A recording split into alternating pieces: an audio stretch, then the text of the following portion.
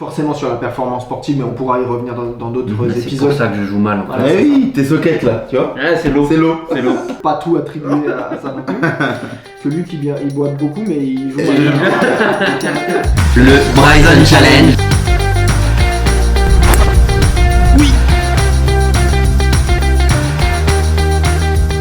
Bonjour à tous Salut et tout le monde. bienvenue pour cet épisode numéro 6 du Bryson Challenge. Aujourd'hui, on est en compagnie de la dernière personne de l'équipe qui était très attendue, on l'avait vu en commentaire, Thibaut Margol, qui va être notre diététicien tout le long de ce Bryson. Salut à tous. Je te laisse te présenter Thibaut très rapidement. Il a un peu de boulot. Donc, Oui, merci de m'accueillir. Moi, je suis Thibaut Margol, donc vous me connaissez, vous peut-être un peu moins. Je suis diététicien nutritionniste, plutôt orienté sport, de par aussi mon expérience et mes acquis en tant que sportif de haut niveau en lutte et ensuite par ma formation universitaire, professionnelle. Aujourd'hui, je suis en compagnie de Luc et Tom, bien réveillés, donc ça fait plaisir. donc grand sportif déjà de base. Déjà de base, Dans une hein. ancienne vie. Il veut pas trop le dire, mais voilà, c'était déjà un grand sportif dans le monde de la lutte. Donc les régimes, le Oui. poids, les trucs, c'est toujours quelque chose qui a été dans ta vie. Et ensuite, nutrition, diète, parce que tu voyais que... Bah, c'est sûr que l'alimentation a toujours entre guillemets jalonné mes objectifs de performance sportive et j'ai toujours considéré que c'était un point important et pas forcément assez pris en compte par l'encadrement et par En moi-même général. aussi. Bah, j'ai compris aussi avec le temps que ça devait être aussi un facteur de performance sportive indéniable. Et voilà, j'essaie de le transmettre aux autres aujourd'hui. C'est en fait exactement aussi un peu pour ça que Thibaut est avec nous, c'est dans ce facteur de performance parce que dans un premier temps quand on voulait un diététicien, on s'est pas dit on veut prendre 20 kilos comme Bryson et c'est parti et taper plus fort et voilà, non c'est juste nous accompagner aussi dans ces 52 semaines sur notre performance, donc dans un premier temps. Et sur les différentes phases de l'entraînement. Voilà, parce que c'est la ça. première, c'est mobilité, un peu de stabilité. Donc forcément, le poids, on n'y touchera peut-être pas beaucoup. Mais dans 3 mois, si on va faire la muscu, on va Si on va commencer augmenter à la enlever. charge d'entraînement, etc. C'est là où il pourra intervenir et adapter tout le temps aux objectifs. Bah, effectivement, quand on parle de recherche de performance sportive, on parle de volonté d'amélioration des différentes dimensions de la performance et des différents critères, différents leviers de performance. Il y en a énormément, sinon être performant ce serait trop simple. Donc, c'est cette complexité de la performance, de la recherche de performance, que ce soit physique, technique, tactique, cognitif, social, et l'alimentation est une dimension de la performance à part entière et qui est aujourd'hui de plus en plus prise en compte par les athlètes. sportifs de haut niveau, par leur encadrement, par les sportifs pros ou les golfeurs, etc. Voilà. Et Bryson, forcément, lui aussi, dans Il sa l'a pris en prise de compte. masse, il l'a forcément pris en compte aussi. Est-ce que toi, de ton regard extérieur, tu as pu un peu regarder ce qu'il faisait? Parce que, après, il faut dire, il y a beaucoup de choses qui se disent, on ne sait pas exactement ce qu'il mange. Ouais. Il y en a certains qui disaient, voilà, c'était presque un fast-food tous les jours, 8000 calories, des protéines shakes tout le temps. Toi, ton regard, c'est quoi une évolution physique comme la sienne? Moi, j'ai pu un peu me renseigner sur ce qu'il faisait. Alors, forcément, je suis pas avec lui C'est tous ça. les jours et j'ai pas été. Tu vois pas avec ce qu'il lui. mange. Voilà, je sais pas. Il est sûr et certain qu'il a pris en compte cette dimension nutrition dans la globalité de sa performance. Il s'est développé effectivement physiquement, mais aussi ça a eu après une incidence, une interdépendance sur les autres dimensions de la performance. Maintenant, côté alimentaire, effectivement, pour prendre autant de poids, il n'a pas dû faire non plus n'importe quoi. On lit aussi qu'il a mangé tout et n'importe quoi. Bon, moi, j'ai lu des interviews de lui où il disait que c'était pas du tout le cas et que c'était quand même dans un protocole cadré. Cadré. Ça, on pourra y revenir effectivement. Si vous, un jour, un moment dans ces 52 semaines du challenge, vous devez prendre de la masse parce qu'il faut maintenant taper plus fort. L'alimentation dans la perf, tu l'as dit, c'est très très important. Mais avant d'être des golfeurs et de vouloir performer, ben, on a tous des besoins particuliers. C'est des choses qui sont très importantes, même pour quelqu'un qui fait pas forcément beaucoup de sport. Sport, ouais. Et ça, on va aussi voir avec toi les choses qui sont importantes à suivre, les règles, quoi. Dans l'alimentation, c'est la même chose que l'entraînement. Tu t'entraînes pas 2 jours avant ta compétition ou une semaine. Bah, c'est la même chose pour l'alimentation. Autant l'alimentation autour de l'effort, que ce soit l'entraînement ou la compétition, le parcours, est primordial et spécifique, mais on pourra y revenir plus tard. Mais autant l'alimentation au quotidien, c'est un socle d'acquisition et d'optimisation des réserves énergétiques ou autres ou nutritionnelles pour garantir un état de bien-être, un état de santé, une prévention des blessures ou des maladies, et ensuite soutenir une performance spécifique. Le paradoxe de l'alimentation, c'est que... Tout le monde mange. Voilà, c'est ça, c'est exactement ça. C'est que tout le monde mange, donc tout le monde pense savoir ce que l'on mange. Mais à l'inverse, quand on creuse un peu, c'est pas si évident que ça. Et oui, effectivement, c'est pour ça que on fait appel à des professionnels de santé et qu'aujourd'hui vous faites appel à mes services pour essayer justement de distinguer le vrai du faux, c'est ce qu'il faut faire, et forcément ce que l'on va déterminer comme objectif et comme préconisation pour vous, ça peuvent être transférables au grand public. Le but est là aussi également, c'est que comme vous le savez, avec tous les épisodes du Bryson Challenge, c'est d'avoir cette transformation physique sur nous pour pouvoir à la finalité réussir nos objectifs, mais vous piochez des petites choses par-ci par-là, et là évidemment dans la diététique, ça sera je pense beaucoup d'informations utiles pour vous qui pourront être utilisées. La vie de tous les jours, parce qu'on voit pas. Parce que tu l'as dit, on voit pas seulement un pro quand ça va mal. C'est pour prendre soin de soi. Et c'est exactement ce que Philippe disait. Ce qui est bon pour un golfeur est bon pour quelqu'un tous les jours. Et c'est pareil pour la nutrition. Voilà. Un peu comme à... Qu'est-ce qu'il y a ? J'ai envie de rire. Un peu comme on l'a fait avec d'autres intervenants. On va commencer par un bilan de nous.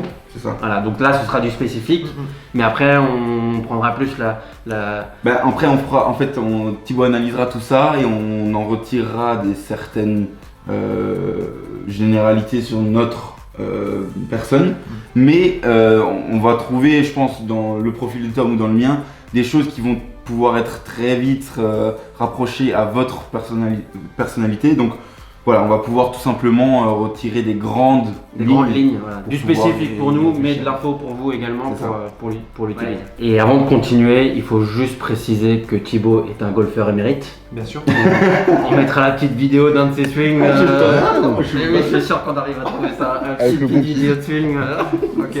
On va partir du coup sur un check-up, une checklist comme avec Philippe, pareil, où on va analyser tous les compartiments de notre nutrition. Et hydratation aussi, je pense.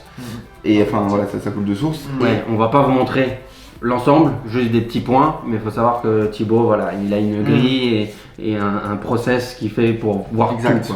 Moi, pour déterminer les objectifs, on part d'abord d'une analyse, d'un diagnostic, et j'ai besoin pour ça d'avoir un certain nombre de données anthropométriques, donc c'est les mesures, de données médicales, de données alimentaires aussi. Du coup, alors...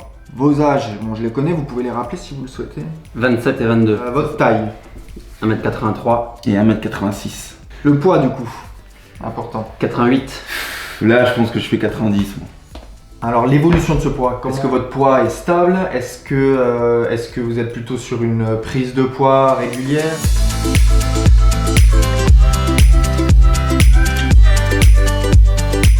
Et je restais à 92-93 où là je me trouvais un peu fat quoi. Ça marche. Non mais vous êtes tous les deux très très beaux. Pas de problème. Question un peu piège, vous attendez quoi de moi aujourd'hui ? Un soutien dans... Non mais c'est ça, un soutien dans la recherche de la performance. C'est ça. On est conscient que la nutrition va prendre une grande part dans cette recherche de performance. On s'y connaît un petit peu de par le rugby, mais on sait qu'il nous manque beaucoup de notions qui sont très importantes. Ouais, du spécifique pour aller chercher le petit détail qu'on ne ferait pas tout seul. C'est ça. Ça c'est sûr et certain. Ok, ça marche. Et mine de rien, si au bout d'un moment on veut taper plus fort, nous dire ok là on part sur un programme pour prendre 10 kilos, c'est parti quoi. Okay. Comment le faire correctement. Ça on en reviendra peut-être plus tard du coup. Ça se fera en relation forcément avec Philippe. Totalement. Parce que les deux sont indissociables. En termes d'enquête alimentaire, donc moi j'ai besoin de savoir ce que vous mangez, comment vous le mangez, quand, en quelle quantité, quelle est la qualité de vos apports ou de votre hydratation aussi. J'ai demandé à Tom et Luc de me fournir un journal alimentaire, on va pas vous le détailler, mais moi qui va me permettre de faire l'analyse un petit peu des différents apports. Donc un journal alimentaire, en gros c'est simple, sur une période donnée, on va dire minimum 3 jours et ça peut aller jusqu'à 10 jours voilà, en général. C'est un document dans lequel on note tout ce que l'on mange, quand on le mange, quelle quantité, quel est l'appétit que l'on a. Voilà, peut-être j'oublie un peu des détails, mais qui me permettent ensuite moi d'analyser les apports énergétiques, les apports en macronutriments, en micronutriments, etc. Et pour ensuite déceler ce qui va bien, ce qui va pas bien et permettre d'apporter des préconisations. C'est ça. Donc ça, on vous passe ce versant-là. On vous met quand même quelques photos de ce qu'on a pu manger là depuis 3 jours.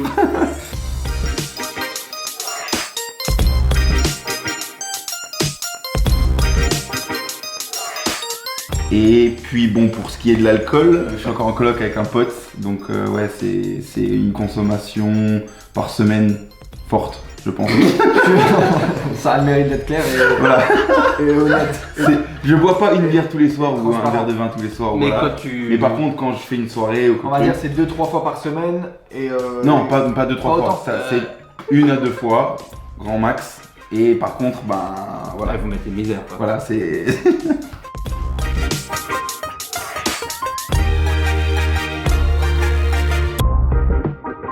Là, on va se retrouver un peu plus tard.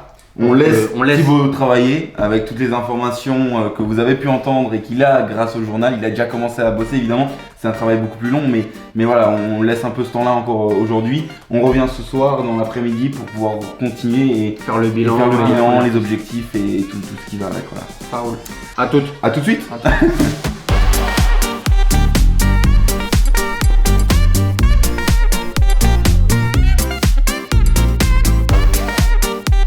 Ah, Ça c'est non, tu vois.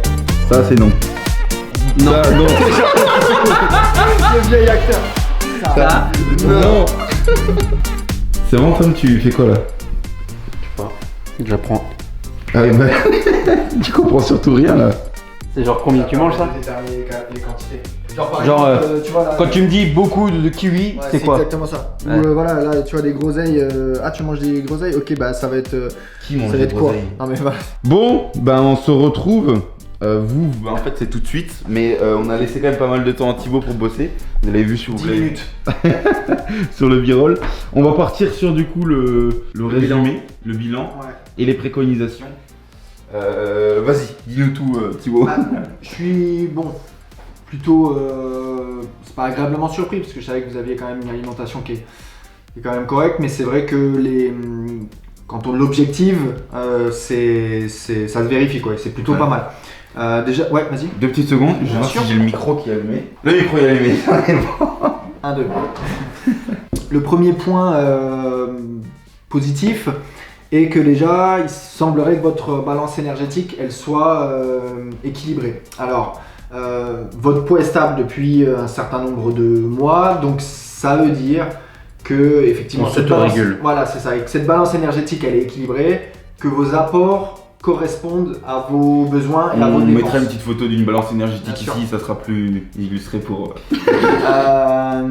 Est-ce que tu peux En l'expliquer gros, rapidement, la balance énergétique? Quand tu prends du poids, ça veut dire quoi? Quand, voilà, Ouais. tu feras ça En mieux. gros, si j'amène à mon organisme plus que ce que il T'as dépense ou plus que ce dont il a besoin, bah, l'organisme il va stocker cette énergie et il va y avoir une prise de poids. À l'inverse, évidemment, si je n'apporte pas assez d'énergie par rapport à mes dépenses et du coup à mes besoins, et ben il va taper dans les réserves, en l'occurrence les réserves de masse adipeuse, donc la graisse, et il va y avoir une perte de poids.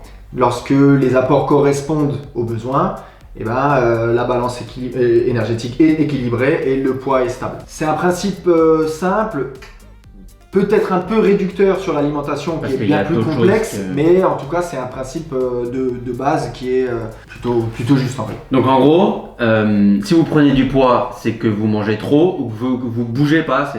C'est exactement ça. Voilà. Bon, C'est c'est plutôt parfait. ça a le mérite d'être clair. C'est exactement ça. En plus de cette balance énergétique qui est équilibrée chez vous, vous avez un métabolisme qui est plutôt bon et plutôt élevé. Mm. Vous consommez beaucoup. On peut dire on estime à peu près à 3000 calories hein, vos apports et vos besoins du coup. Donc ce qui est au-dessus de la moyenne parce que vous êtes aussi un peu plus grand que la moyenne, plus lourd que la moyenne, un peu plus actif que la moyenne. Ça veut dire que votre machine tourne bien. Autre point positif sur ces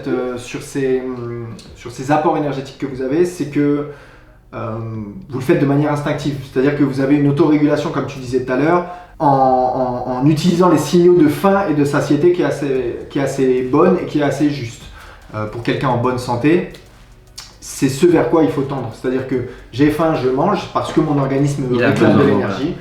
J'ai plus faim, ça sert à rien de continuer à manger parce que mon organisme atteint ses limites énergétiques. C'est comme si vous rajoutiez de l'essence dans votre réservoir et que ça débordait.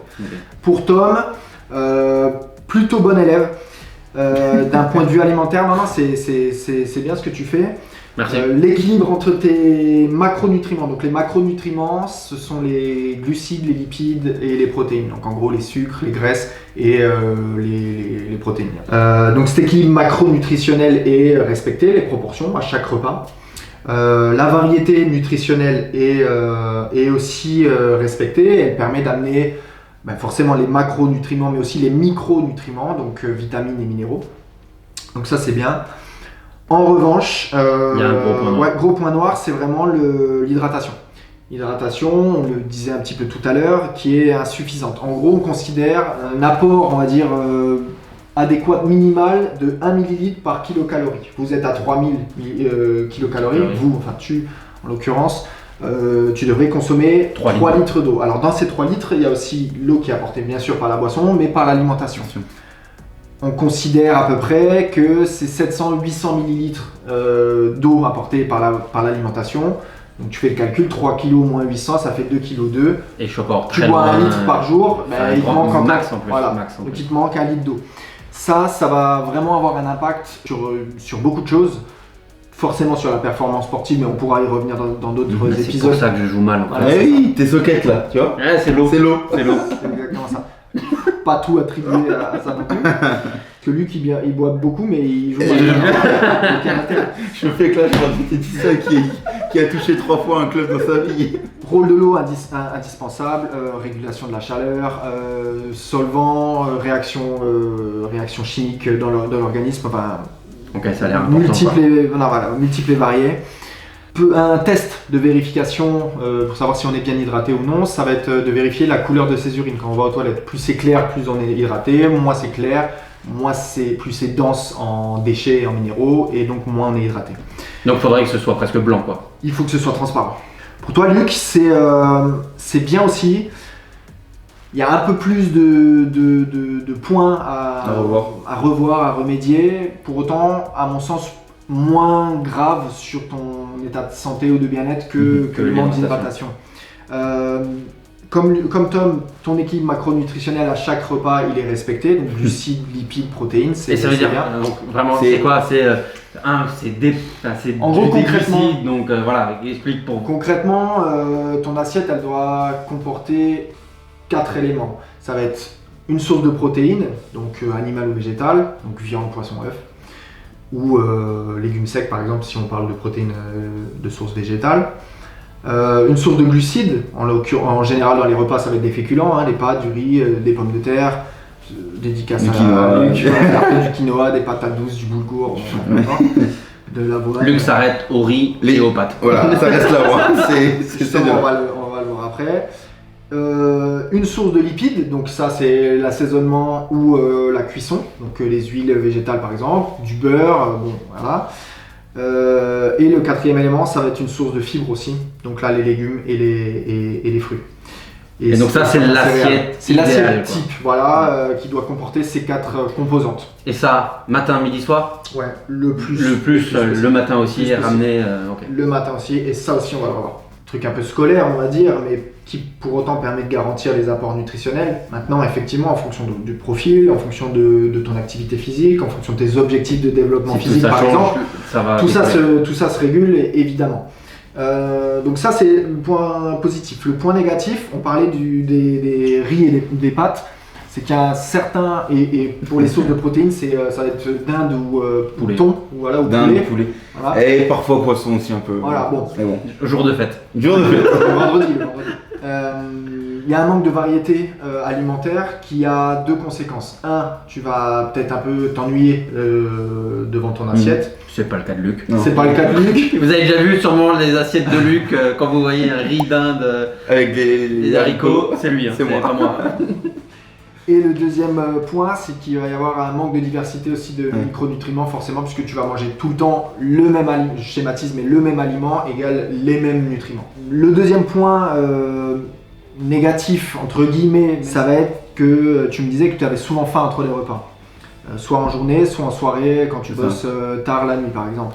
Sans pour autant vraiment grignoter, c'est juste que j'ai faim, donc j'essaye de me dire bon j'attends un peu, ou je mange un fruit ou quelque chose, mais voilà, c'est juste que oui j'ai faim entre les repas. Bah, ce qu'il y a de bien, c'est que tu effectivement ne tombes pas dans une consommation excessive d'aliments industriels ultra transformés qui sont très pauvres nutritionnellement mais très riches énergétiquement.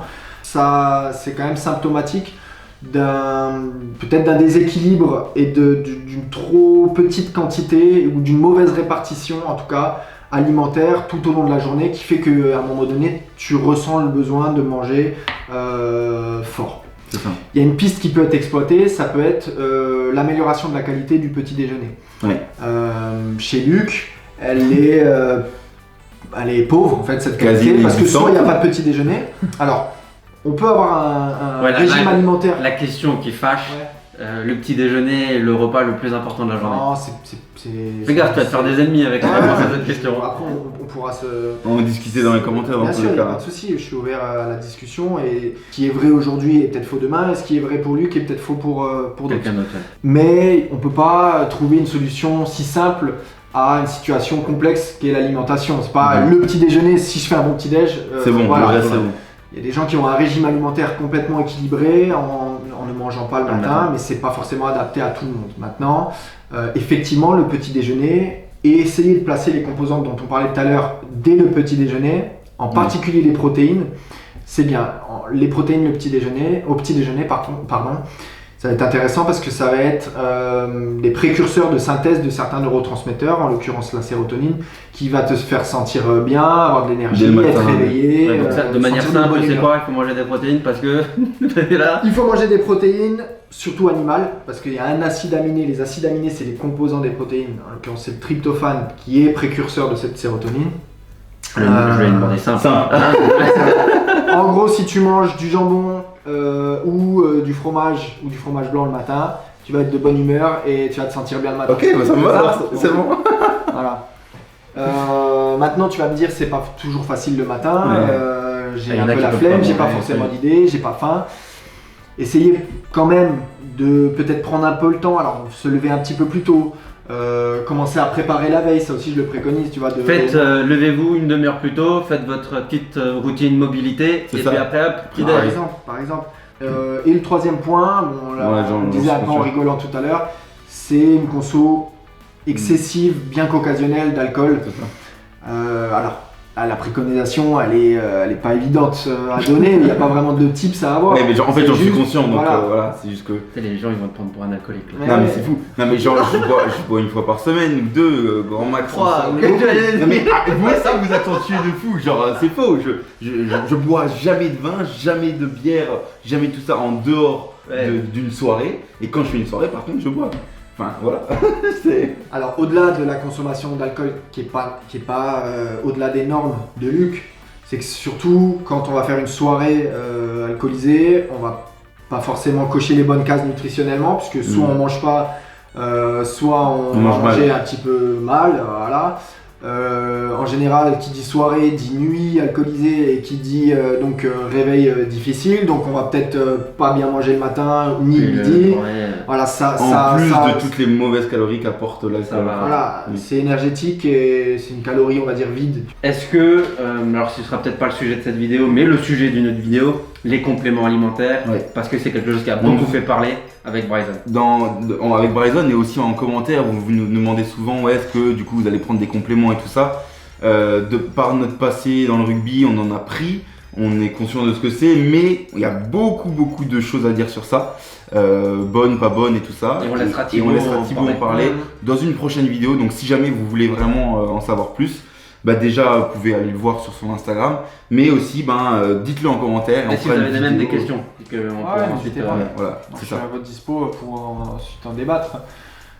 D'une manière générale, là on pourra parler effectivement des compléments alimentaires ou ouvrir sur d'autres sujets. Exactement. Voilà, il n'y a pas de réponse, il n'y a pas de vraie réponse juste ou fausse, c'est toujours une question de contexte, une question de qualité aussi du produit ou de qualité de l'habitude alimentaire. Voilà. C'est ça qui est intéressant, c'est que c'est pas compliqué, c'est complexe et c'est pour ça que ça prend du temps. Et un peu comme on l'avait dit pour Philippe, Thibaut est aussi à votre dispo parce que là on a fait quelque chose de très spécifique pour Luc et moi, mais ce genre de bilan peut être fait à distance, avec de la visio, avec des choses. Donc si c'est un sujet qui vous intéresse, si vous aimeriez en savoir un peu plus, en discuter avec Thibaut, on met son Instagram. C'est ça, que vous soyez golfeur ou non, je pense que c'est toujours bien de bien manger et nous on en est conscients. Ça va nous permettre d'arriver à des objectifs. Donc voilà, si jamais vous voulez tout simplement travailler sur ce sujet-là, il y a l'Instagram, le Facebook en commentaire ou juste ici. Voilà. Avec plaisir. Bon, du coup, merci Thibaut déjà Merci dans un premier temps pour toutes ces préconisations et analyses de ce qu'on mange déjà. On va essayer de suivre ça. Vous l'avez déjà vu peut-être sur Instagram, mais on poste un peu des photos de ce qu'on mange. Là, on va essayer de suivre un peu plus que ce que Thibaut dit. Donc voilà, je surveillerai aussi. Et Thibaut surveillera. Donc notre Instagram ici, vous pouvez trouver celui de Thibaut aussi en description et toutes les informations qu'on a pu parler en description. Voilà, on se retrouve de toute façon dans une prochaine session avec Thibaut, je pense, pour parler de choses plus spécifiques. C'est ça, et en fonction de comment est-ce que l'entraînement et les différents objectifs vont changer aussi au cours avec le Bryson, comment ça évolue, voilà, on essaye de faire intervenir les différents. Il y a des trucs qui vont changer, il y a des trucs qui vont être sympas, ça va être ça va être cool. Donc voilà, c'est parti, on espère que vous avez kiffé. Si c'est le cas, le petit pouce bleu, le bouton s'abonner, la petite cloche, ça nous aiderait beaucoup, vous le savez. Et voilà, on se retrouve pour l'épisode 7 la semaine prochaine du Bryson Challenge. Merci. Merci Thibaut encore. Ciao.